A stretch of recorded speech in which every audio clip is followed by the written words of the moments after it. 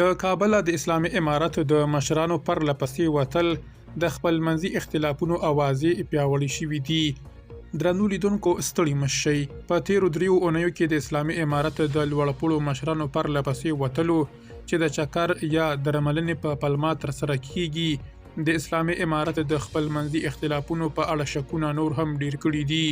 که څه هم د اسلامي امارت ویاندویان دا اختلافونه ردوي، خو وروستي پرمختګونه د دغو څرګندونو د رښتینولۍ امکان لا پیاوړی کړی دی. دا اوازې هغه مهال لا ډېرې شوې کله چې د اسلامي امارت د کډوالو او راستنېدو چارو وزیر خلیل حقانی د تیر زیږدیز کال د ډسمبر پر 12 په یو ځانمرګي برید کې ووژل شو.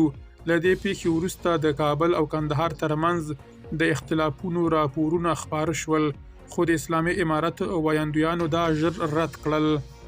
خو د جنوري پر 23 خبري سرچینو د سراج الدین حقانی په خپه زړه له کابله د وتلو خبر ورکړی و، خو ذبیح الله مجاهد رد کړ او 13 اونۍ د بیرته راتګ خبر ورکړل شو. خو بي بي سي ته 13 ورځ د اسلامي امارت یوې باوري سرچینې ویلي چې نوموړی لا هم کابل ته نه دی ستون شوی.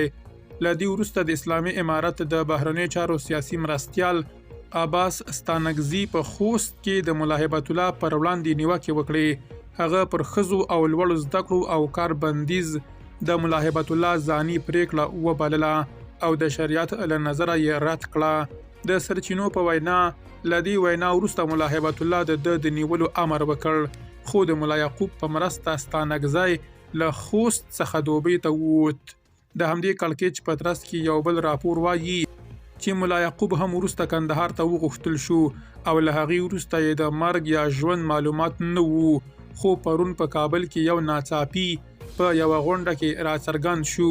13 اونۍ ملا برادر هم د درملنې په پلمه له کابله ووت. ورپسې رسنیو د اسلامي امارت د عدلیې وزیر عبدالحکیم شرعي د استعفا له خبرونو سره یو ځای له کابله د وتلو خبر ورکړ.